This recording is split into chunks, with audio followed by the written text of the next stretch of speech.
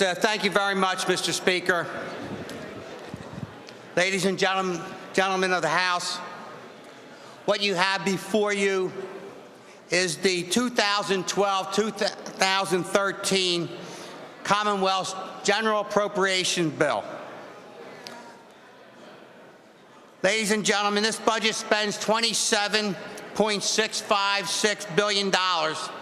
Would the gentleman suspend those conversations at the back of the House and in the aisles? Will you please adjourn to the anteroom? Would the conversations in the aisles please break up?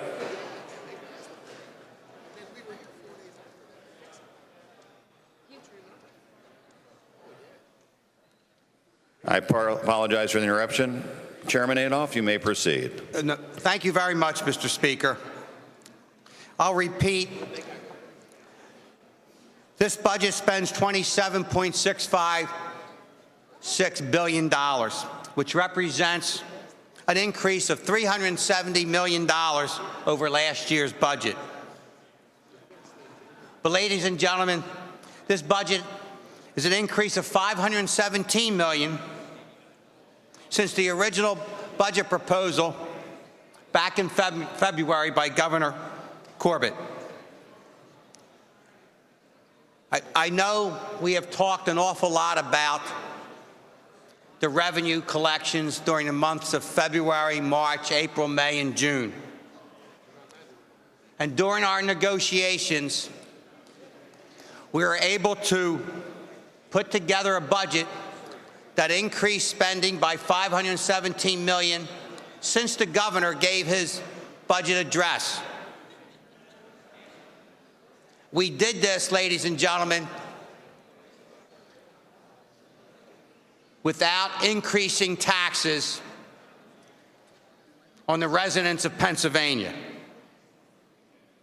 This budget aligns state spending with current revenues so that this spending level can be sustained going forward.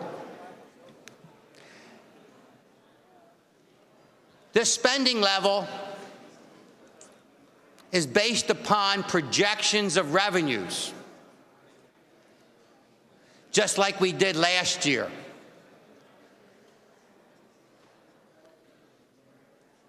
This projection is a conservative amount based upon an economy that is still struggling. We did not borrow money. We did not raise funds. We did this based upon the current revenue that is coming into the Commonwealth, with a slight increase in projections. And I feel very confident that these projections will get us a balanced budget, just like we did this year. Just imagine, we put together a budget last year that spent $27 billion.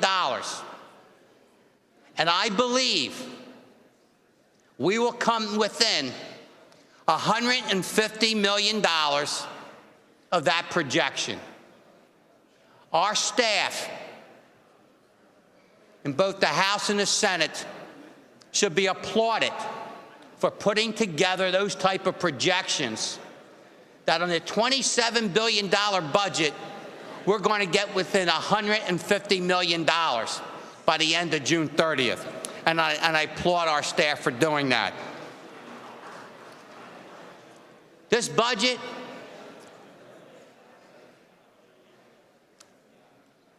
and what we have done in both the House and the Senate, we have added $100 million to the accountability block grants. This $100 million, ladies and gentlemen, will be spread out across 500 school districts. With this accountability block grants, our school districts, whether it be urban, suburban, or rural, will receive at least the same money they received last year and more. In addition to that, this budget contains an extra $50 million, which will be spread across our poorest school districts in the Commonwealth. As far as higher education is concerned,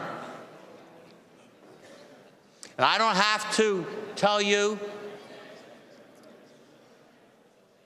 what the cut was last year to higher education in our state system and our state-related schools, 18% and 19% respectively.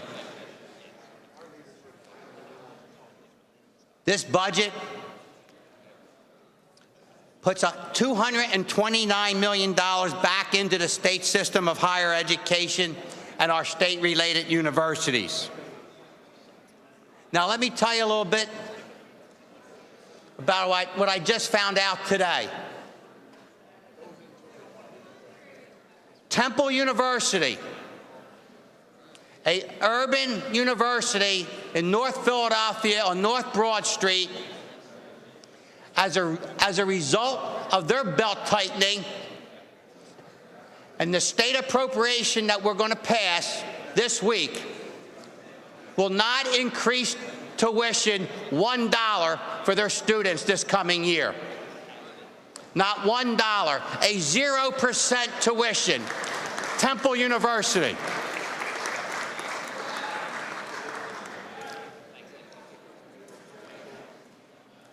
Also in this budget, and I've heard from many of you, is the cadet classes for our state troopers. This budget provides for 100 new cadets. Now let's talk a little bit about the $84 million that was restored from the governor's budget regarding our county human service programs. $84 million. We took a 20% decrease down to a 10% decrease.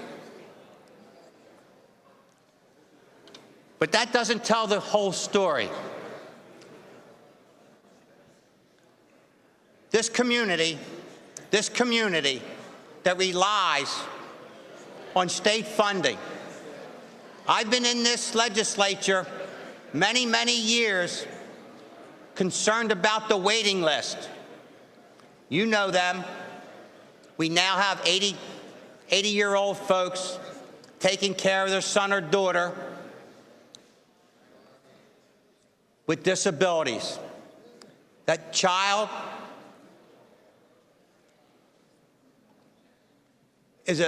has never relied on this state to take care of them. Those parents, those family members, now this budget puts $17.8 million into the waiting list. Over 1,100 individuals on that waiting list, some 21 years old, getting out of high school, others 50 years old, aging parents, worried what's going on. For the first time since I've been here, we are addressing that issue to the tune of $17.8 million. That same community that we're so concerned about. Overall, there's a $48 million increase in other line items for those mentally disabled individuals. I know there's many legislators out there that were really concerned about the environment. We also preserved full funding for important environmental programs like the $38 million Key 93 grants that goes to our neighborhood parks, recreation facilities, conservation funds.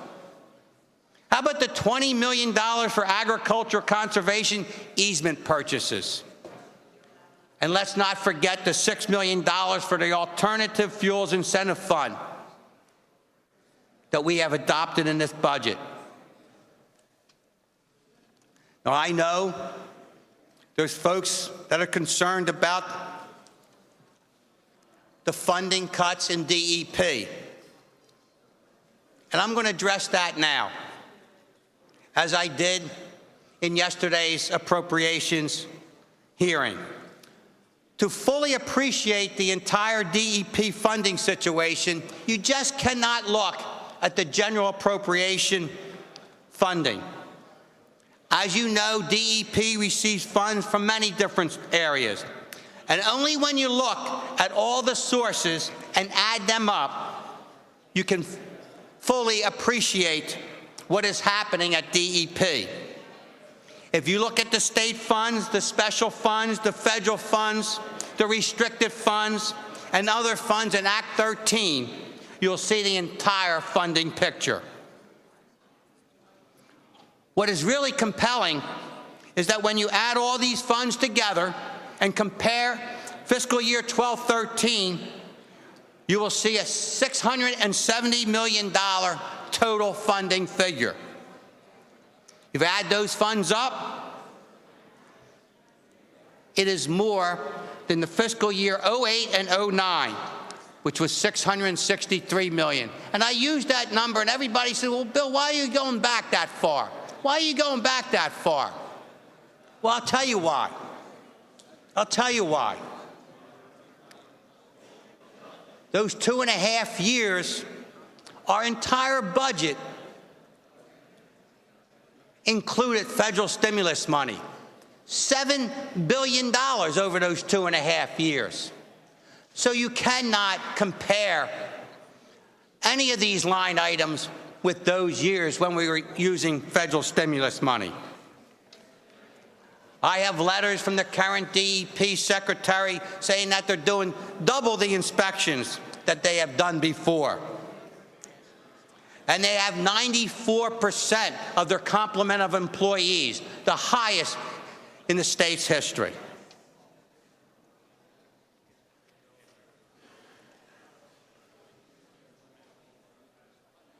We handled the loss of the federal stimulus money last year.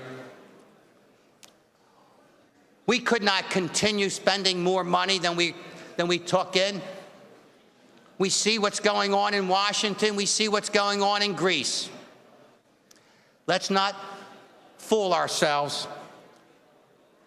You must spend only to the extent of the revenue that you bring in. And this budget is very sustainable, and they do it without adding taxes to our individuals. I also want to point out that responsible decisions contained in this budget send a loud and clear message that Pennsylvania is committed to improving our economy and creating jobs. Look, it's embarrassing when you pick up a business magazine and you see Pennsylvania ranked 47, 48, 49, 50 in job creation. You take a look at the crippling capital stock tax, a capital stock tax that businesses have to pay in Pennsylvania is the highest in the nation. You don't have to have a profit to pay that capital stock tax. We will continue to repeal that tax.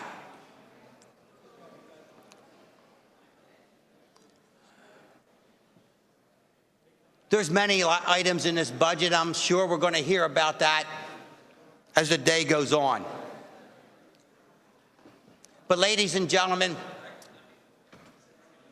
we've put together a budget that restores full funding for K-12, higher education. We've put money back into the environment. We started a program for the waiting list. We've taken care of our most financially distressed school districts. And we did this all without raising taxes on our individuals.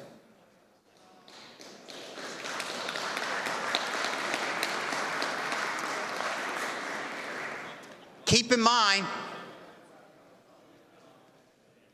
70% of our taxes, 70% of our revenue comes from two sources: Pennsylvania sales tax and Pennsylvania income tax. There's 20 other taxes in there, but 70% are paid by your neighbors, your relatives, every time they go to the store and every time they get a paycheck. This budget will bring more jobs to Pennsylvania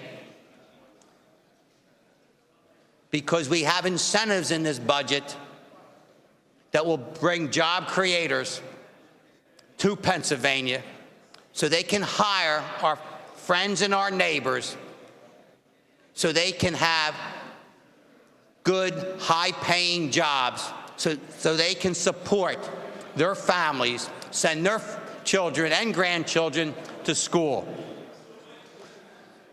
Do the job that you were sent to Harrisburg to do. Be responsible. There's line items and there's figures in this budget that you may not agree with. I want to personally thank, number one, and this is a bipartisan congratulations, to my colleagues that served with me on the FIA board, that straightened that agency out several years ago and made a decision earlier this week to put $75 million of the agency's earnings, $75 million of the agency earnings into our state grants for our college students. And I'm also very proud that there was no negative votes on that vote, because they know it was going to a good cause, helping the hardworking people of Pennsylvania pay for tuition. That agency also created a brand new program, $5 million program that's going to help your neighbors get those hard-earning, high-paying, blue-collar jobs, whether it be in agriculture, Pennsylvania manufacturing companies, or our energy industry. They will now qualify for those state grants.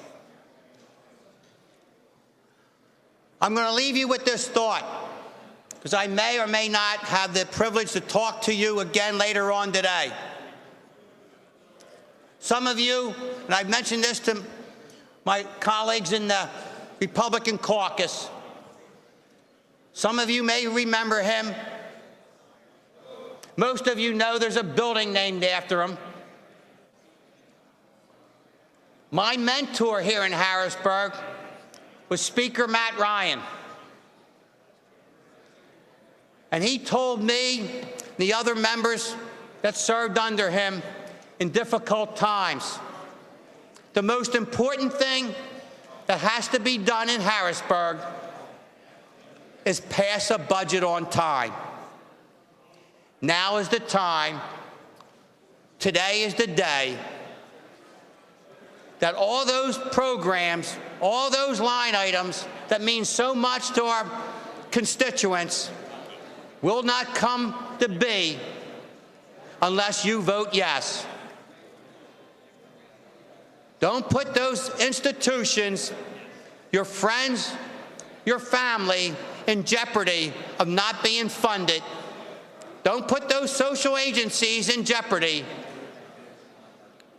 Don't put those school districts in jeopardy. Please, ladies and gentlemen, do the responsible thing. Vote for a sustainable budget that does not raise taxes on your friends and neighbors. Thank you.